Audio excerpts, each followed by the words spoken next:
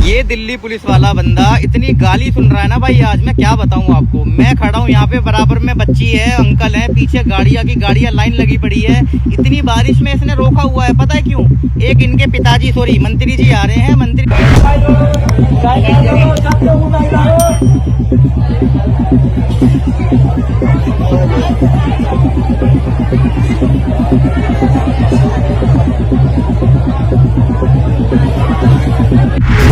आप देख रहे हैं राम मंदिर गेट है, और ये देखिए ये राम मंदिर के सामने की व्यवस्था देख लीजिए आप। सिर्फ और सिर्फ 25 मिनट बारिश हुई है, 25 मिनट में अयोध्या का ये हाल है। ये देखिए तुम्हारे बाप का मुल्क है, सबका मुल्क है। आप ये कैसे बोल सकती है तुम्हारी वाइफ ये मुसलमान है, ये टेररिस्ट है, कैसे बोल सकती है? तेरे बाप का मुल्क है ये, गुस्सा दिखाने के लिए। अभी मैं हिंदुस्तान के काबिल नेता तथा हिंदुस्तान के काबिल इंजीनियरों को उनकी औकात दिखाने जा रहा हूँ। ये 200 साल पहले अंग्रेजों के द्वारा बनाया हुआ भवन है, जिसमें हिंदुस्तान का सबसे सुंदर। बारिश चाहे कितनी भी तेज क्यों ना हो, लेकिन जब वीवीआईपी का काफिला निकलता है तो आम जनता को सड़कों पर रुकना ही पड़ता है। जब नेताजी के कदम धरती पर पड़ते हैं तो मानो धरती धन्य हो उठती है, और ऐसे में जब बारिश हो रही हो तो ऐसा लगता है कि बारिश का पानी गंगा बनकर उन नेताओं के कदम चूमने के लिए आता है। भले उस बारिश के पानी से सड़क पर ट्रैफिक जाम लगाकर खड़े हुए लोगों को निमोनिया ही क्यों ना हो जाए, बुखार ही क्यों ना आ जाए, उनकी तबीयत ही क्यों ना बिगड़ जाए, लेकिन मंत्री जी का वीवीआईपी काफिले पर किसी तरह की कोई आंच नहीं आनी चाहिए। ऐसे में ट्रैफिक पुलिस वाले जिस तरह से रोड को बंद करते हैं, उसके लिए उन्हें दोष देना भी ठीक नहीं।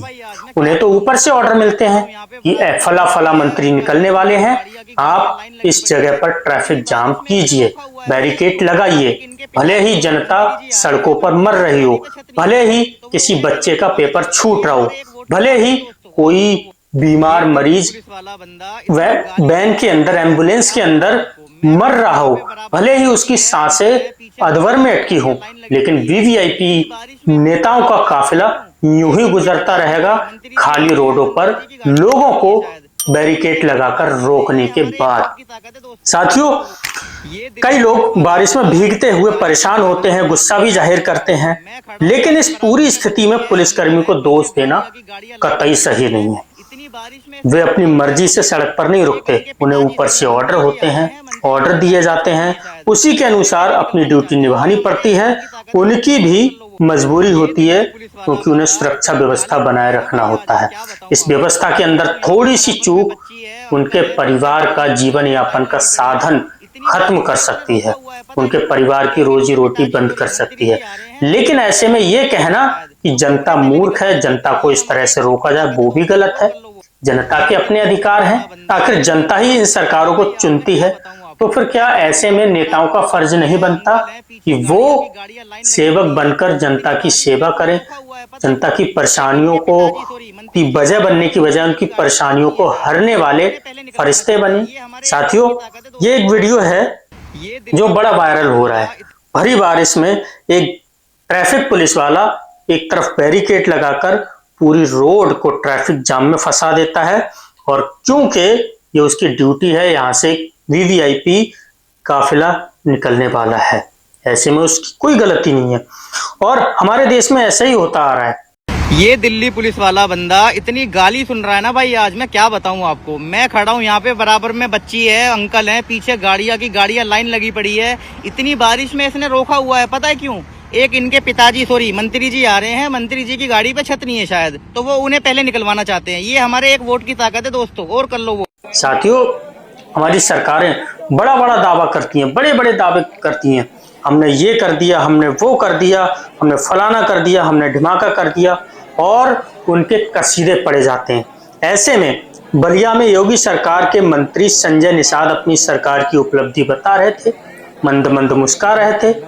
उनकी मुस्कुराहट को देखते हुए एक पत्रकार ने कह ही दिया कि साहब, आपकी ये जो आपका आयोजन हुआ है, इसमें लाइट जाने की वजह से देखिए हम टॉर्च दिखाकर आपके आयोजन को सफल बना रहे हैं। मंत्री जी भी क्या करते, जिस गति से वो मुस्कुरा रहे थे, मंद मंद उनकी हंसी और तेज हो गई। बिजली चली जाने के बाद उनकी सरकार के काम का फैक्ट चेक भी हो गया। मंत्री जी से कार्यकर्ता मोबाइल की फ्लैश लाइट जला रहे थे और मंत्री जी मंद मंद मुस्कुरा रहे थे। एक वीडियो भी इनका काफी वायरल हो रहा है, आप ये वीडियो देख सकते हैं।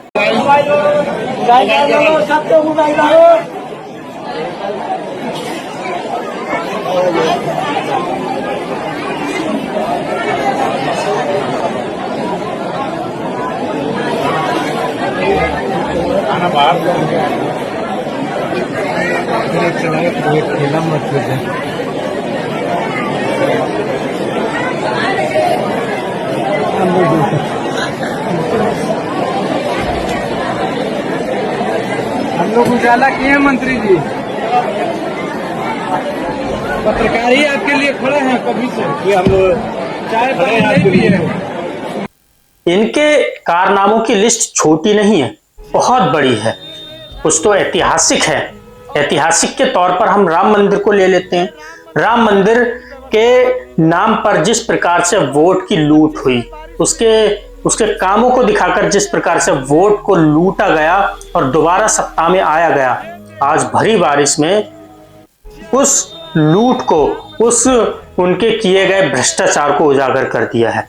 राम मंदिर के गेट के सामने सड़कों पर इंसान चल नहीं पा रहा क्योंकि उसमें पानी भर चुका है। ये भ्रष्टाचार को उजागर करता हुआ एक सच्चा और सच्चाई है जो कि आप इस वीडियो में देख सकते हैं। मित्रों, आप देख रहे हैं राम मंदिर गेट है और ये देखिए, ये राम मंदिर के सामने की व्यवस्था देख लीजिए आप। सिर्फ और सिर्फ 25 मिनट बारिश हुई है, 25 मिनट में अयोध्या का ये हाल है। ये देखिए भाई, ये देखिए। साथियों, सरकारें कोई भी हो, भ्रष्टाचार में सभी लिप्त होते हैं और ऐसे में प्रशासन क्यों पीछे रह जाए। एक वीडियो बड़ा वायरल हो रहा है, ये इंस्पेक्टर साहब थाने पर बिना वर्दी के हैं और ऊपर से रौब दिखा रहे हैं। ऊपर से महिला अधिवक्ता के साथ आई पीड़ित महिला की सुनवाई करने के बजाय इंस्पेक्टर साहब अपनी पुलिसकर्मी को बुलाकर महिला अधिवक्ता को हिरासत में ले लिया है। ऐसा प्रतीत हो रहा है कि योगी सरकार ने ऊपर से ऑर्डर दिया है। पता नहीं भाई, ऐसा जिस प्रकार से ये पुलिस वाले इंस्पेक्टर साहब रौब दिखा रहे हैं, यही जान पड़ता है कि शायद न ऊपर से ऑर्डर है कि किसी पीड़ित की सुनवाई ना करें। कोई महिला अधिवक्ता हो तो उसको पकड़ करके जेल में डाल दें और किसी पीड़ित की कोई मदद करने आए, कोई कुछ आपसे सवाल पूछने का प्रयास करे तो उसे इमरजेंसी की तरह, जैसे 1970 के दौर में जो इमरजेंसी लागू हुई थी, उस तरह से अधिवक्ता को पकड़ के जेल में ठूस दिया जाए। और हो भी क्यों ना, एक कहावत है ना, अंधेर नगरी चौपट राज, वही चल रहा है। सरकार में तो सरकार के कसीदे पढ़ने वालों की कमी नहीं है। हालांकि सरकार कितने भी घोटाले करे, कितना भी कुछ करे, लेकिन सरकार के अंधभक्त सरकार को कभी गलत बोलने वाले नहीं है। इस पर तमाम कमेंट्स आए हुए हैं, वो कमेंट्स पे मैं नहीं जाऊंगा क्योंकि जिस तरह के कमेंट्स आए हैं मुझे नहीं लगता कि मुझे आपको बताना चाहिए। जब आप यूनिफॉर्म में अगर कोई काम नहीं करेंगे, आप थाने में बैठ के इंस्पेक्टर होके। जी सर, जी सर, बुला लीजिए, हम भी एडवोकेट है सर। आप एक तो यूनिफॉर्म में नहीं बैठे, मदद नहीं कर रहे हैं सर। बहुत बढ़िया आदमी, तुम समझ 40 लाख की डिमांड का मैसेज है इनके व्हाट्सएप। ये बूढ़ी महिला है, ये 65 इयर्स की ओल्ड की बनारस से इसी पर्पज से आई है। आदमी है, तुम नहीं समझ पाई, तुम्हें किसी ने ये बनारस से इसी पर्पज से आई, इनके पास मैसेज नहीं होता तो ठीक है। मैं ये कह रहा हूँ, आप क्या कर रहे हैं? आप मेरे को अरेस्ट करवा रहे हैं?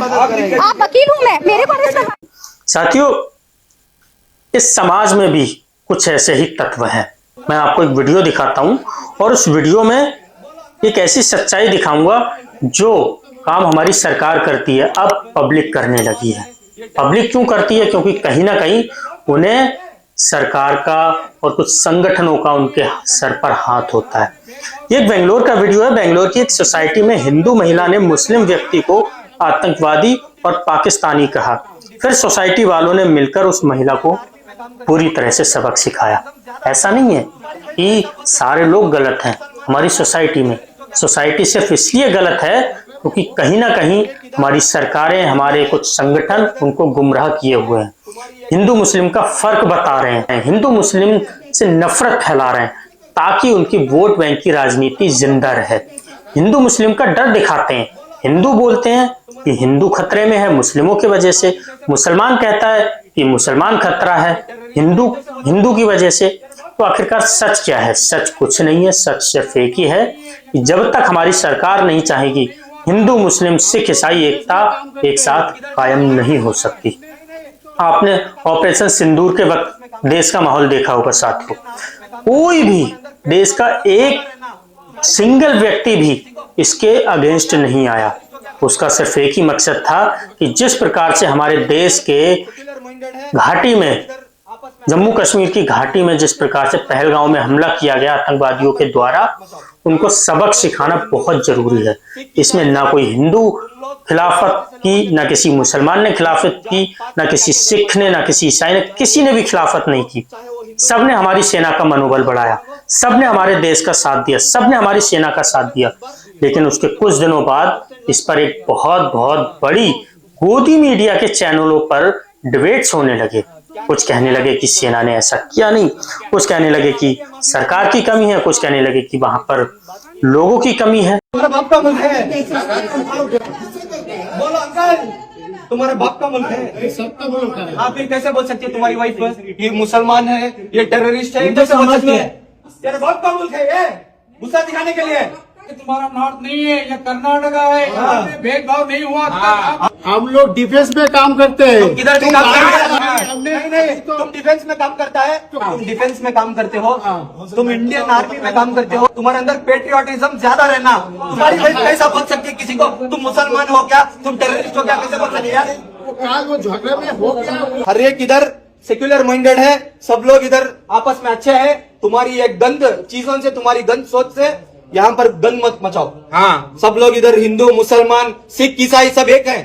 तुम लोग तुम्हारे जैसे लोगों की तरफ से इधर आके धर्म जात पात लेके आके इधर मत बांटो लोगों को। चाहे वो मुसलमान धर्म हो, चाहे वो हिंदू धर्म हो, चाहे वो क्रिश्चियन धर्म हो, कौन सा भी धर्म हो, धर्म के बारे में बात करने से पहले 10 बार सोच समझ के बात करना। ये फर्स्ट एंड लास्ट वार्निंग है आपको। हाँ, उसको माफी मांगो से। माफी एकदम क्या चीज माफी हुई बोलो? सब माफी।